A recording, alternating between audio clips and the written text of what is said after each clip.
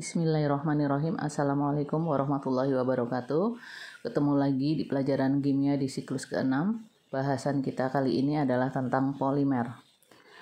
Polimer merupakan makromolekul atau molekul besar yang terdiri atas susunan unit kimia berulang yang kecil, sederhana, dan terikat oleh ikatan kovalen. Unit berulang ini biasanya setara atau hampir setara dengan monomer, yaitu bahan awal dari polimer.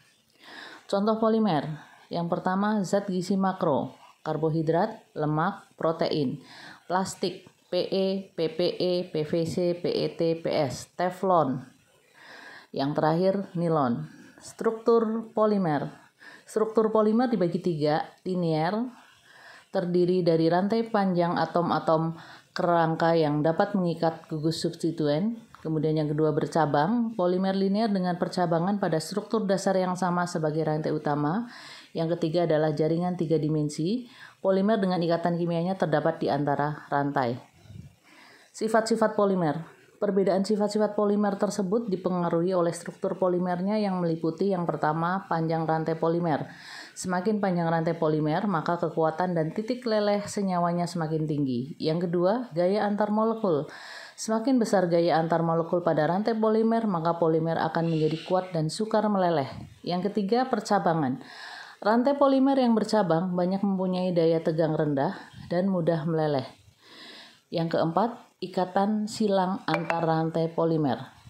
Semakin banyaknya ikatan silang, maka polimer semakin kaku dan rapuh sehingga mudah patah. Hal tersebut dikarenakan ikatan silang antar rantai polimer mengakibatkan terjadinya jaringan yang kaku dan membentuk bahan yang keras.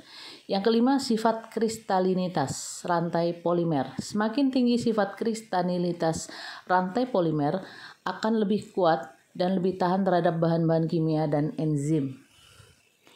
Sifat polimer secara umum, yang pertama, sifat termal. Polimer sebagai isolator mempunyai sifat termal yang baik walaupun polimer bukan konduktor. Yang kedua, sifat kelenturan. Karena sifatnya lentur, polimer mudah diolah menjadi produk yang diinginkan. Yang ketiga, sifat ketahanan terhadap mikroorganisme. Sifat ketahanan terhadap mikroorganisme ini biasanya dimiliki oleh polimer sintetis. Sifat lainnya, ringan, tahan korosi, dan kerusakan terhadap lingkungan yang agresif, dan dimensinya stabil karena berat molekulnya besar.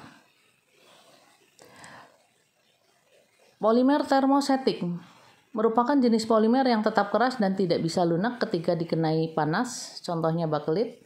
Yang kedua, termoplastik merupakan jenis polimer yang dapat melunak ketika dikenai panas dan mengeras kembali setelah didinginkan, contohnya plastik PE, PP, dan PVC. Polimer yang punya ikatan silang akan bersifat termosetting, sedangkan polimer yang tidak mempunyai ikatan silang akan bersifat termoplastik. Penggolongan polimer. Penggolongan polimer dibagi 4 berdasarkan asal, proses pembentukan, jenis monomer, dan sifat terhadap panas.